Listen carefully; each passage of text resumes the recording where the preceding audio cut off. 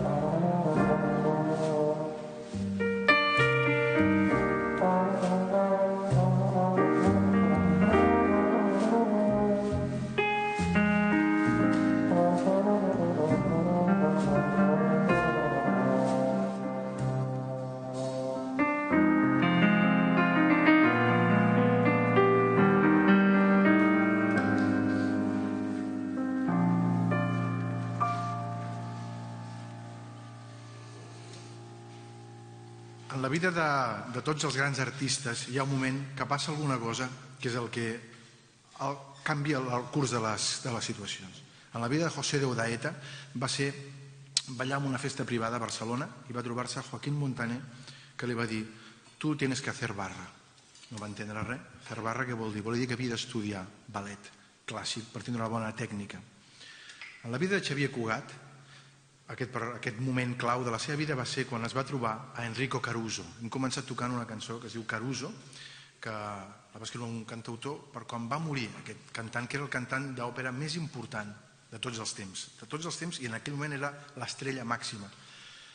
Cugat i Caruso es van trobar a l'Havana, perquè Cugat vivia allà. Havia nascut el primer dia de l'any 1900, de gener. El primer dia de gener de 1900 va néixer amb el segle a Girona, però la seva família va emigrava a Mèxic, perquè per qüestions polítiques. Van marxar, però van parar a l'Havana. El pare era un republicà d'aquells del segle XIX, és a dir, era inventor, era utòpic, era socialista, creia en un món millor, i això li va ocasionar molts problemes. Era inventor, va inventar un tipus de llum per pescar calamars. Els calamars es pesquen de nit. Va inventar una llum, va fracassar, ningú li interessava. Però en canvi a l'Havana, aquella llum els va interessar molt per començar el procés d'il·luminació dels carrers. Per tant, es van quedar a viure allà. Això és important perquè el Cugat ja va veure, Xavier Cugat va dir: la vida va de buscar-se la vida. És el que explicava una mica abans, no? Grans problemes, grans solucions. Es va trobar a Caruso perquè Cugat ja tocava el violí de molt jovenet, ja tocava una orquestra d'un teatre molt important de l'Havana, que és on anaven quan deixaven les temporades d'òpera, que són durant l'hivern. Als estius els artistes viatjaven i ne feien bolos. Un d'aquests personatges era Enrico Caruso, un altre era Maria Gai, una cantant catalana que també estava de pas per l'Havana. Caruso i Cugat compartien una afició, que era fer caricatures. Cugat li va fer, que era molt viu, li va fer una caricatura, i el Caruso li va dir: m'agrada molt, però aquí hauries de fer això. I es van fer amics. Va dir: si un dia vas a Nova York, que és on has d'anar, que és on està el futur, demana per mi, que t'obriré algunes portes. I semblava impossible, però el germà gran de Xavier Cugat, Francesc Cugat, va emigrar a Nova York i va dir: Xavier, si vols, pots venir amb mi. S'ha d'anar al tanto amb els desitjos que es demanen perquè es poden fer realitat. Llavors has d'estar a l'alçada del desig que demanes. I va dir: vinc amb tu. Però, a vegades, per complir els desitjos, per complir les idees, tampoc és tan fàcil. Quan va arribar a Nova York, Caruso no hi era, estava de gira. M'esperé que torni, però no va tornar, perquè Caruso va morir en aquella última gira a Itàlia. És una mort molt sentida, imagineu, es van escriure cançons en honor de la pèrdua d'aquest personatge. Tot i així, quan es va obrir el testament, hi havia una carta. Hi havia una carta que deia: si un noi que es diu Xavier Cugat demana per tu, siguis qui siguis, del món musical, artístic de Nova York, digue-li que sí, per rebre classes. Això va dir que amb aquesta carta Xavier Cugat va poder rebre classes dels músics més importants. La formació és molt important. José de Odaeta, la clau va ser poder estudiar amb Joan Magrinyà. Si no, no hagués sigut José de Odaeta. Cugat va poder estudiar amb el director artístic del Carnegie Hall. Si no, no hagués sigut Cugat. Això li va permetre, Cugat era un personatge molt avançat al seu temps, li va permetre inventar-se ja el micromecenatge. Jo acabo de fer un micromecenatge petit per fer un llibre. Cugat pensava molt en gran i va fer un micromecenatge per ell poder voltar pel món.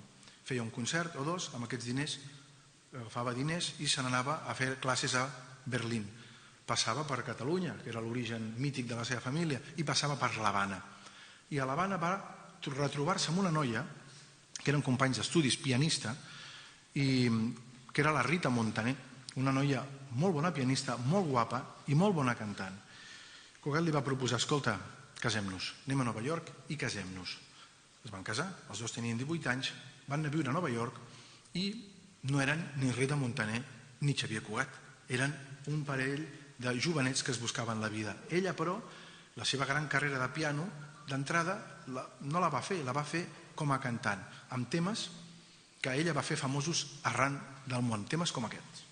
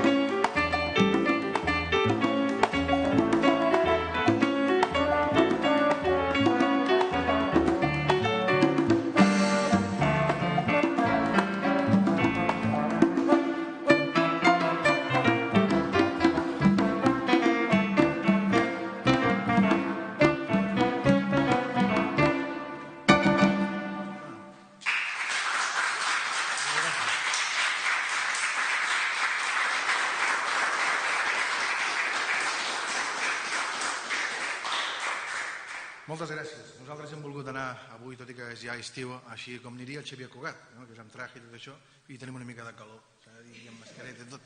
Però per davant de tot, per la dignitat. La dignitat de l'escenari. Xavier Cugat va ser un personatge que va veure que començava una història nova a Nova York. Als Estats Units, un negoci completament nou en el qual el seu germà ja hi estava posat. El seu germà era director d'art, feia escenaris, feia decorats per al món del cinema. Rita Montaner i Cugat, Rita Montaner també era filla de catalans emigrats allà. Es van separar, van durar molt poc temps perquè ella realment el que volia era fer carrera de pianista. Va tornar a l'Havana, es va casar amb un senyor que es deia Alberto Fernández Díaz, però era un altre, perquè estem parlant de 1918. Ara poder era el mateix, que ja vivia 1918, 1920, que és quan es van separar. I les seves carreres, ella va decidir apostar per la música, per cantar i per tocar el piano, i el Cugat no sabia ben bé per on anava. Ell va apostar en aquell moment per fer caricatures i per introduir-se en un nou món, que era el del cinema, un nou món que en aquell moment era mut. Cugat diu que ell va fer la primera pel·lícula de cine mut, anterior al Cantor de Jazz, que es deia Xavier Cugat i sus gigolos. No ho sabem si és veritat o no, pot ser per època, perquè Cugat també va aprendre una altra cosa, que era lo important que era crear mite i crear situacions completament estrambòtiques que et donguessin publicitat. Ell i un altre empordanès genial, Dalí, van entendre abans que ningú lo important del màrqueting, de com jugar els elements. Cugat es va fer amic d'un dels personatges que en aquell moment no era ningú, però que a partir de fer una pel·lícula va ser l'actor més important i un nou model estètic que era el de Latin Lover, que era Rodolfo Valentino, un cantant, un actor argentí que va dir: Cugat, estic fent una pel·lícula que si va bé ens forrarem i si no, doncs mira, serà una altra més, que era Los Cuatro Jinetes de l'Apocalipsis, i realment va ser la pel·lícula més taquillera del moment. Tampoc n'hi havia gaires de pel·lícules en aquell moment. I la pel·lícula es basa molt en què una parella balla un tango. I va dir: Cugat, munta una petita orquestra i toquem un tango. Clar, no sabem quin tango va tocar, perquè la pel·lícula és muda. El que sí que sabem, que està penjat a YouTube, la podeu veure, és que hi ha un personatge que toca el violí amb un bigoti postís, perquè Cugat va ser molt fan de les coses postisses, la seva vida molt postissa, va ser un dels grans introductors del peluquín. Un bigoti postís, si ho veieu, aquell és el Cugat. Què va tocar? No ho sabem. Fins i tot es diu que no va tocar un tango, sinó que van tocar una panera, perquè el tango era massa modern per l'època. Jo crec que van tocar un tango. Quin tango van tocar? No ho sabem. Hem buscat un tango de l'època, un tango molt conegut que es diu La Comparsita. 1, 2, 3, i...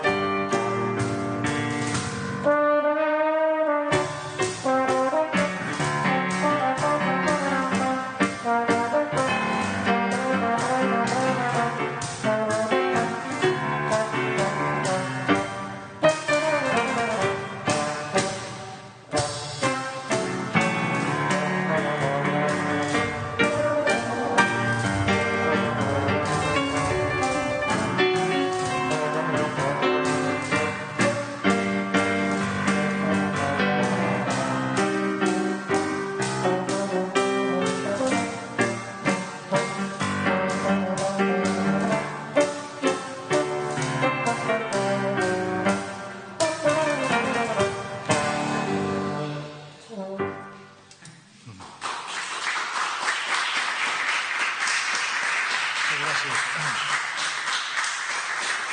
El tango era un ritme que va funcionar molt ràpidament perquè comportava tot el que estava prohibit fer, el tango es permetia fer.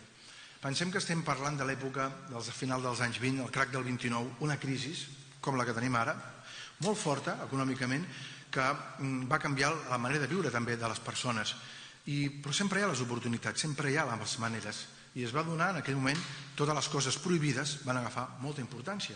I el tango representava això, representava també la sensualitat. Rodolfo Valentino representava el Latin lover, la cosa calenta, molt contraposada a l'univers anglosaxó, protestant de la cultura, nova cultura nord-americana. Això era un aire que venia del sud amb una pel·lícula completament diferent.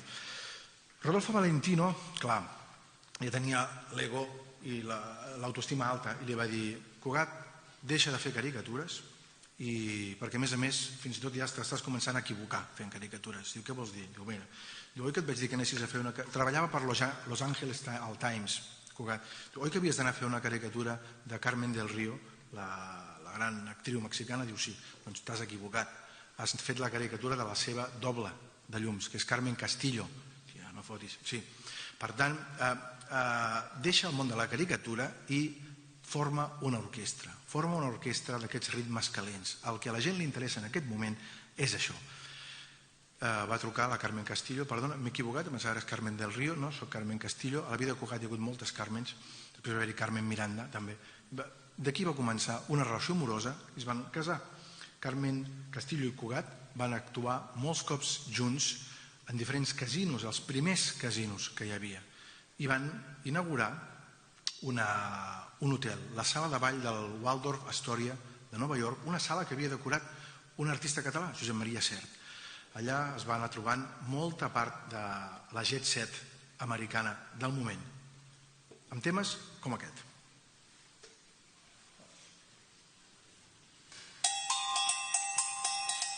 Ritmes que venien del sud, com el choro, la samba, no només el tango, ritmes cada cop més exòtics.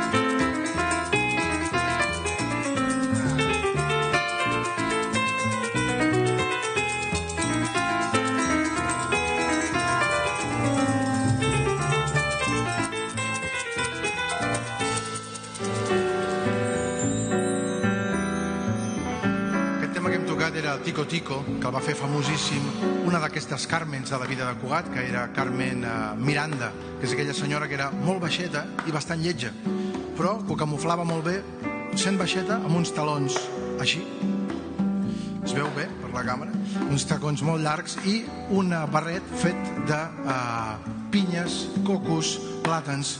O sigui, ràpidament sabia on havia de mirar la gent. Cugat allà es va trobar la flor, la nata de la jet set americana, i va entrar en contacte amb grandíssims músics, com per exemple el crooner més important de tots els temps. El crooner és aquell tipus de cantant que canta amb molt poca veu, que canta balades, i que va començar a cantar en espanyol, com molt a prop faria també Nat King Cole. En aquest cas era Bing Crosby.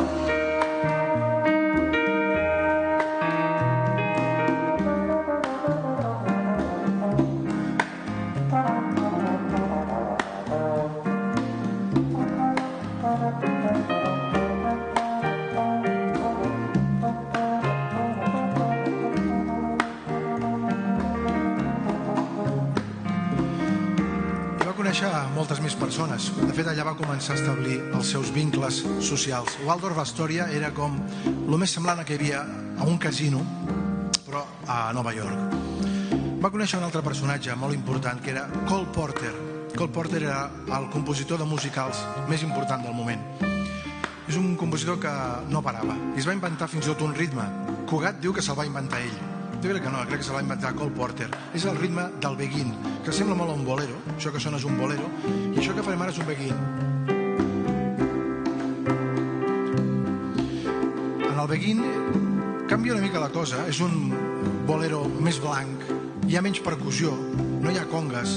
Lluís, prova alguna cosa. Això és més beguín. I el beguín és una mica més ràpid, és més sofisticat. No us l'imagineu ja en una banda sonora d'una pel·lícula d'aquells anys. Estem ja als anys 30, però ens estem enfilant cap als anys 40. És una mica més ràpid el beguín. 3, 4...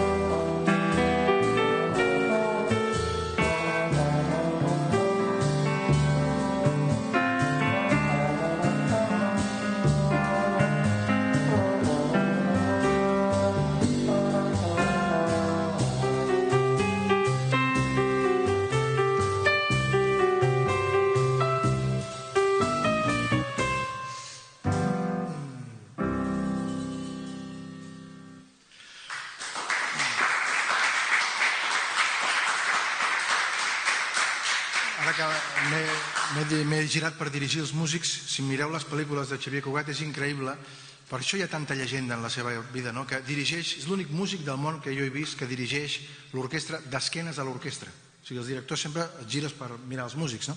Però Xavier Cugat, si us mireu a les seves pel·lícules, dirigeix d'esquenes.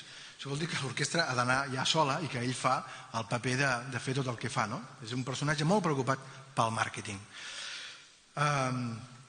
Se separa també de Carmen Castillo, la seva segona dona, perquè Rodolfo Valentino li diu: Cugat, aquesta cantant canta molt bé però és massa freda, el públic vol coses més calentes, vol cantants que es moguin més, que siguin més provocatives, que siguin més exuberants, que ensenyin a ballar la gent.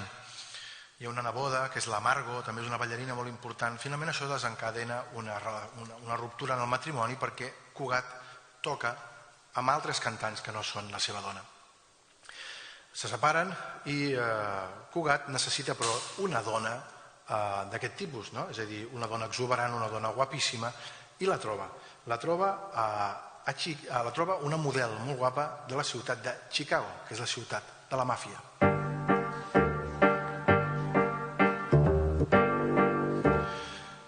Cugat viatja molt sovint a Chicago. A Chicago coneix Al Capone, que és el jefe més important de la màfia.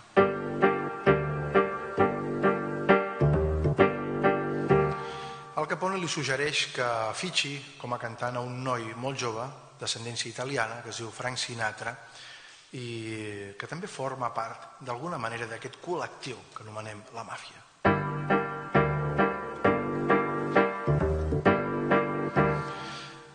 Cugat diu: molt bé, farem un disc amb aquest noi i gravarem alguna melodia que faré per ell, i li fa una melodia que... Això és un nou negoci que ha pres Xavier Cugat, que és que hi ha un buit legal a la Societat d'Autors dels Estats Units i els temes populars llatins es poden registrar amb un nou títol canviant molt poques notes, no? I això ho fa, temes llatins o temes, diguéssim, no del folklore més estrictament americà o anglosaxó.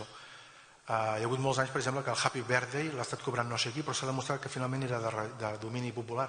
Però Cugat allà veu una possibilitat i comença a fer cançons basades en cançons populars, com La Mare de Déu. Escriu un tema que es diu The Show, que és per Frank Sinatra, i és una cosa que ha après ell a fer gràcies a la màfia.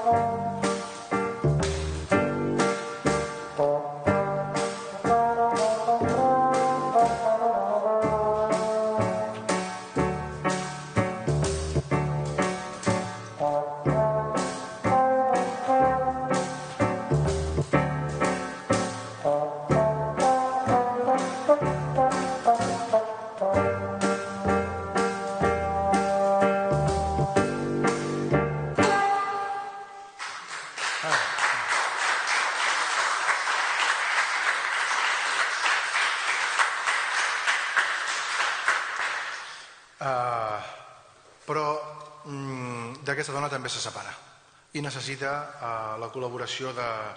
La Lauren Allen, que és aquesta model, no li posa fàcil i finalment per poder-se divorciar i que no es quedi tot el seu patrimoni ha de recórrer als seus amics de la màfia. Aquests.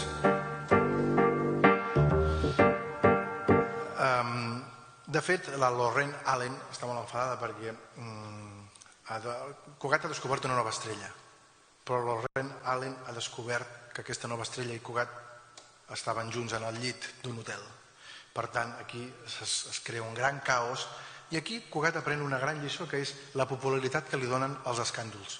Els escàndols s'adona que serà una cosa que és molt fàcil de fer i que no has de fer res, només has d'embolicar una mica la troca, els periodistes venen i ja està, s'ha muntat l'espectacle i això li dona un gran rèdit. Aquesta noia amb la que està al llit té 30 anys menys que ell ja té 50 anys, ell en té 20, i és el que serà un personatge superimportant en l'Star System, que és la Abby Lane.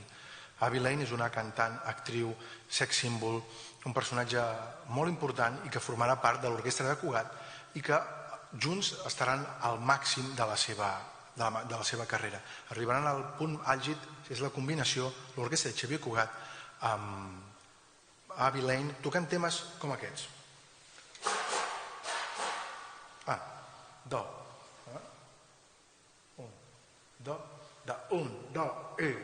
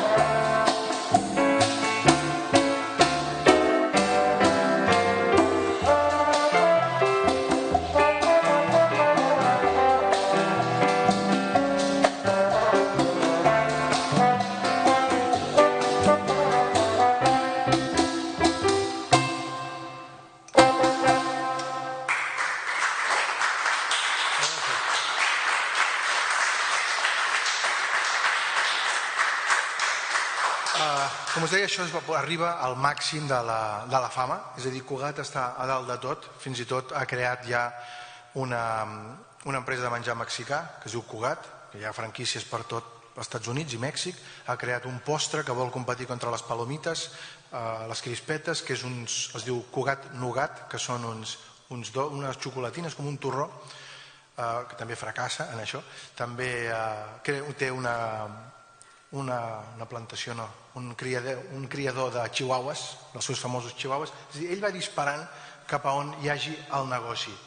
I el negoci també passa en aquests moments per anar a l'altra banda de l'oceà, perquè Hollywood ja és el gran imperi, ell segueix fent moltes pel·lícules, però després de la postguerra, de la Segona Guerra Mundial, es crea un lloc molt important, que és la competència Hollywood-Europa, que és Cinecittà, a Roma. I per tant copien una mica el model i conviden a Cugat i a Villain per formar part de pel·lícules. Pel·lícules que una mica la idea és aquesta pel·lícula de Fellini que es diu La Dolce Vita, que és l'alta societat que no fa res, que fa festes. O sigui, l'estat natural nostre seria aquest, diguéssim, d'anar fent allà, anar tocant, anar fent un còctel. Cugat està allà. I a Villain també, però als italians els agrada més l'Avi Lane que el Cugat. És un altre públic, això. I aleshores li proposen, escolta, Cugat, tu no cal que vinguis, que vingui només l'Avi Lane. I així es comencen a fer pel·lícules d'Avi Lane sense Xavier Cugat. I això Xavier Cugat el molesta molt, fins que el molesta tant que se separen. I aquí comença la decadència que Cugat ja preveu, perquè ell la sap d'altres col·legues. És a dir, hi ha un moment que les estrelles cauen, es fonen, es deixen d'il·luminar. I ell sap que està arribant aquest moment perquè el moment màxim l'ha tocat amb Avi Lane. Tot i així no es dona per vençut i descobreix una nova estrella. Aquest cop la descobreix a Espanya, la descobreix a Múrcia, la descobreix en un poble que jo el conec perquè és el poble d'on és la meva dona, que es diu Molina de Segura, que està al costat de la ciutat de Múrcia. I allà coneix una guitarrista amb molt de talent, deixeble d'Andrés Segovia, que canta molt bé. Només té un problema, que té 15 anys, i Cugat en té 60. No, 66 anys, i ella en té 15.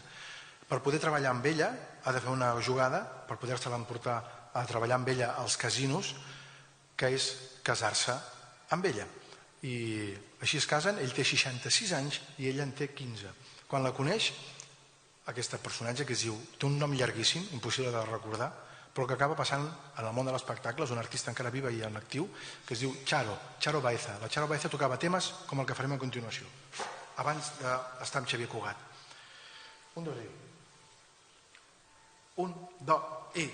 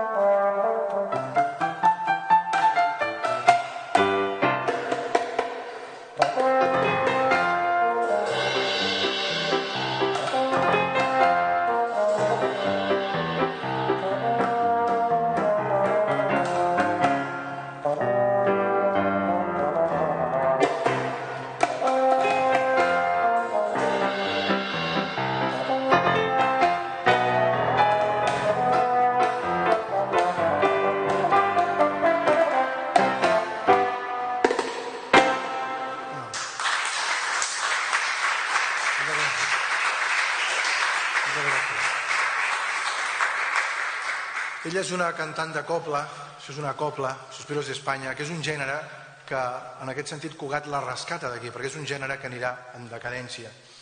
I junts van als Estats Units, es casen, estaran 12 anys casats i treballaran en un altre nou focus d'activitat econòmica que és Miami.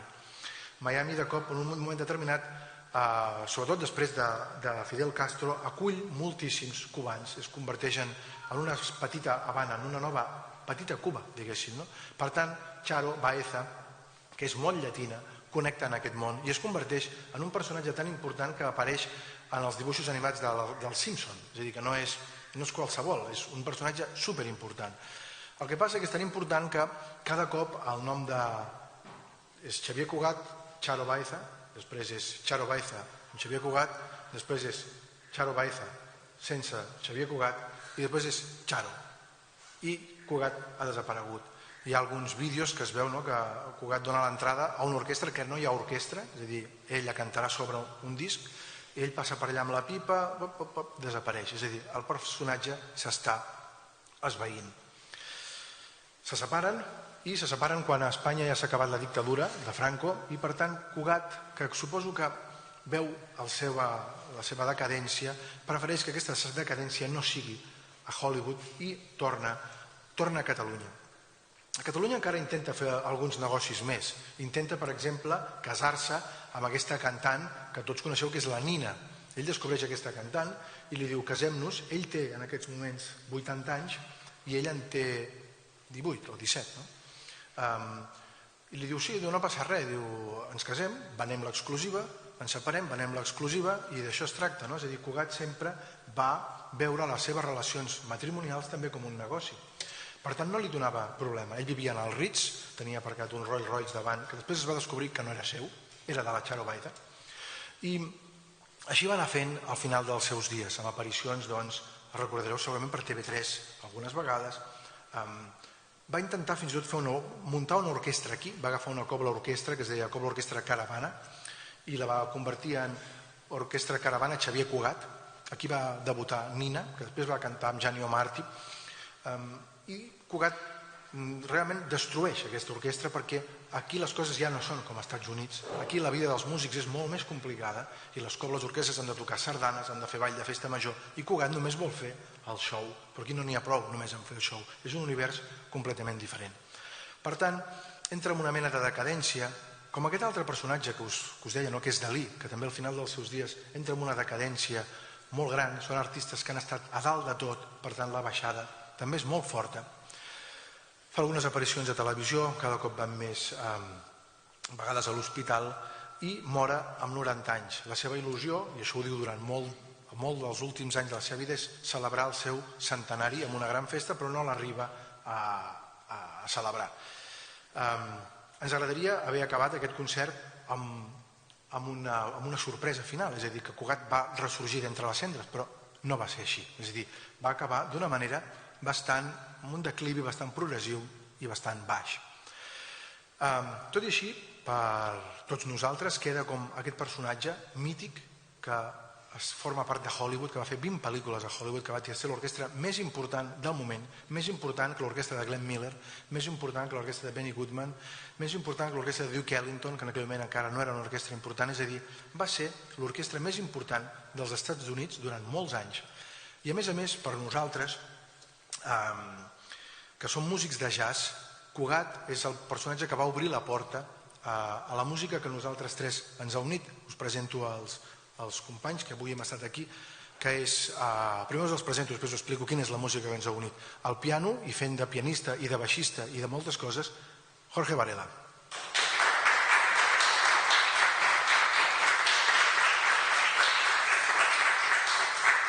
I a les percussions, és molt guapo, però avui no es veu tant perquè hi ha la màscara.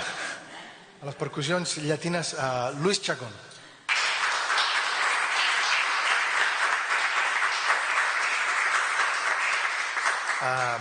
Doncs és el món del Latin Jazz, del jazz llatí. Això és el món que nosaltres ens ha unit i que a vegades hem tocat aquí a Ribes per la festa dels indians, que és aquesta música on el món del jazz i el món de la música tropical es troben. I això es va crear a partir d'orquestres com la de Xavier Cugat o la de contemporanis com eren Machito i tot aquest univers llatí de Nova York. Per tant, ens agradaria acabar, si us sembla bé, amb un tema de jazz llatí que nosaltres forma part del nostre repertori habitual i amb el qual ens agradaria acomiadar-nos i esperem que hagueu passat una bona estona d'aquest concert de festa major tan estrany que és un ball, però música ballable, però és en format concert i jo que no he parat d'explicar-vos coses. Moltes gràcies i fins molt aviat.